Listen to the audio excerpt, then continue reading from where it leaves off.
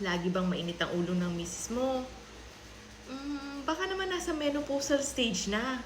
Ano ba yung mga sintomas at dapat mong gawin kapag nasa menopausal stage na ang iyong partner? So ano nga ba ang menopause? Ang menopause kapag po ang period or regla ng isang babae ay nag-stop na for good. Ibig sabihin, hindi na bumalik.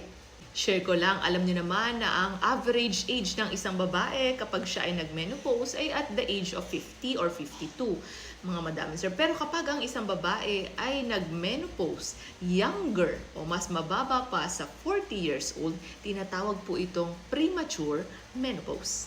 Paano nga ba malalaman kapag menopause na po ang isang babae? Madali lang, it is diagnosed after 12 months without menstruation, without vaginal bleeding, or even without vaginal spotting. Opo, ibig sabihin kailangan 1 taon ka nang walang regla. Pero kapag kung sakaling ikaw ay nawala ng regla noong December 2024 at nag-resume din siya noong July, ito lang, July 2025, so hindi pa po siya. Nasa perimenopausal stage ka pa lang, soon to be. Pero hindi pa po kayo nasa menopause, okay? So ano po ba yung mga sintomas? Actually, maranasan mo ang mga sintomas na ito from 2 to 8 years prior po ikaw mag-menopause. Tinatawag po itong perimenopausal stage. At ano yung mga sintomas? Number 1, nagiging irregular ang period mo na dati ka namang regular. Number 2, nagkakaroon ka ng tinatawag na vaginal dryness. Opo, kapag ikaw nakikipagtalik, so kahit yan ay nag-i-stimulate ka ng iyong partner, ay parang hindi pa rin lumalabas ang lubrication or less na ang lubrication, kaya ikaw ay nagkakaroon ng pain, ng sugat sa inyong ari. So, mainam gumamit ng lubes. At pwede ka rin pong makaranas ng tinatawag na hot flashes or yung namumula-mula, mood swings. Yes, madalas. And even nga po yung night sweats and yung sleeping problems. May mga kababaihan din po nakakaranas ng tinatawag na brain fog o mas madali na silang magiging makalimutin, nahihirapan na silang maalala kung ano yung sinakasasabi lang nila tapos parang hindi na nila naalala. Parang ako yun. Hindi lang yon, pwede ding makaranas ng isang babae na tinatawag na urinary urgency o yung tipong parang iihi ng iihi, malapit ang umihi, lalabas na. Sad to say, pero makakaranas din po siya ng dry skin, dry mouth, dry eyes, kasi nga po bumababa na rin po ang kanyang estrogen. At ang malaking katanungan, normal po ba na wala ng gana si misis or ang isang babaeng nag-menopause na sa pakikipagtalik? Baka nga naman merong iba.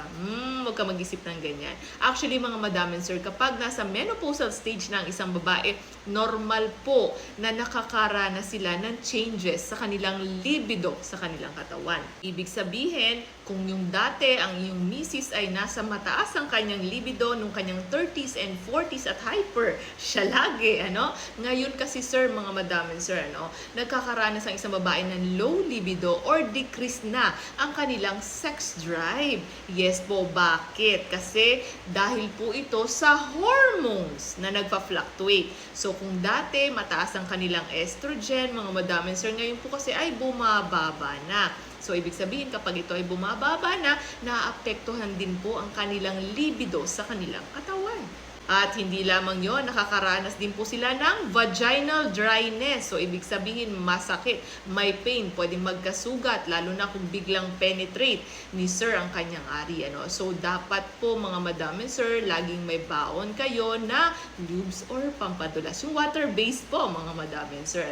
So, dito po sa vaginal dryness, kaakibat po ito usually ng low libido sa katawan ng isang babae kasi parehas din po sila ng kanilang reason, bumababa po ang kanilang hormones sa kanilang katawan. Unti-unti po ito nagde-decline. Minsan naman po, may mga kababaihan na abrupt.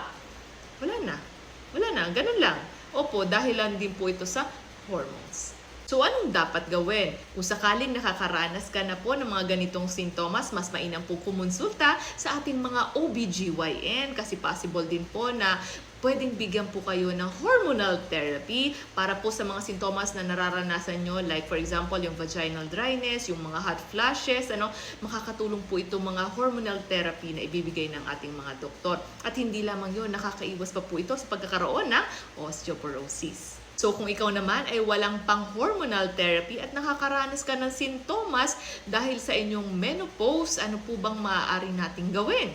Number 1, baguhin po ang ating diet. Iwasan po yung nakaka-trigger sa mga hot flashes. Number 2, kailangan po meron kayong regular na activity or exercise every day. Umiwas din po tayo mga madam and sirs sa sikat ng araw directly. Pwede po yan kapag maaga pa.